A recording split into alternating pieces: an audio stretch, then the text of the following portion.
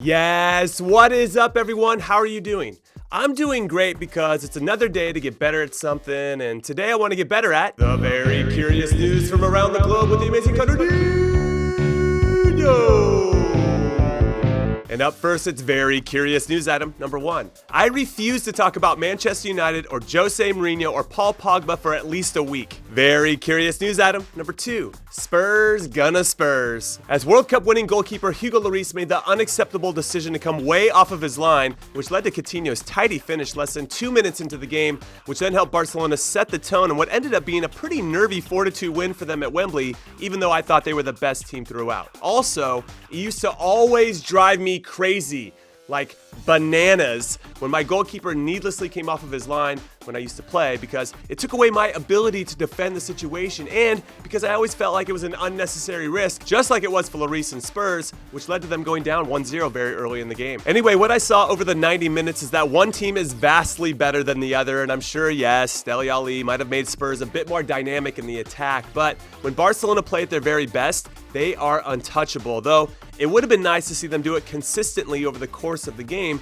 instead of giving Spurs a little glimmer of hope once it got to 3-2. Also, Barcelona needed a win that looked like this, a dominant performance against a quality opponent away from home in the Champions League, which, if my internet sources prove correct, it's the first time they've done that in almost 3 years, which they did by starting a good old-fashioned 4-4-2, and who doesn't love one of those with Coutinho wide, which helped provide cover for Nelson Semedo at right back, and they had the Brazilian Artur in midfield. I love saying that, Artur, who outside of Messi was easily Barcelona's best player. And now with Inter coming from behind in Holland to beat PSV Eindhoven 2-1, Barca and Inter are both now on 6 points, while Spurs and PSV have 0, which means it looks like Spurs are going to find their rightful place in the Europa League once again. Very curious news item number 3. Neymar dominates Red Star Belgrade. After watching Brazil's current chosen one score some great goals for his hat-trick in PSG's 6-1 beatdown against an inferior opponent, which ties him with Kaká for the most goals ever by a Brazilian in the Champions League, it really got me thinking about his chances of winning a World Player of the Year award in the future, and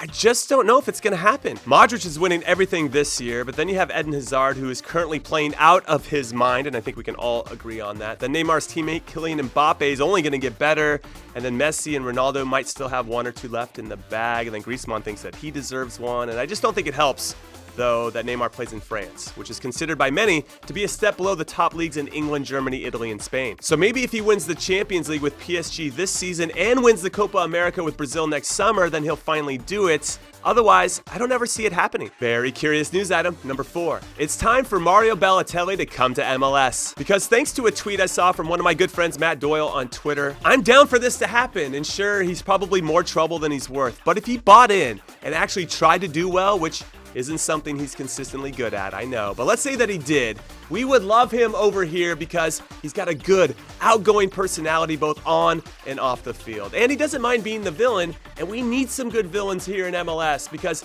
everyone is too nice to each other over here. So my only question is, what team would he be the best fit for? I'm sure he would only want to go to LA or New York, but there might be too much temptation to do crazy crap off the field. However, if you put him in a smaller market like say Minnesota or Salt Lake, I think he would get bored and still do crazy crap off the field.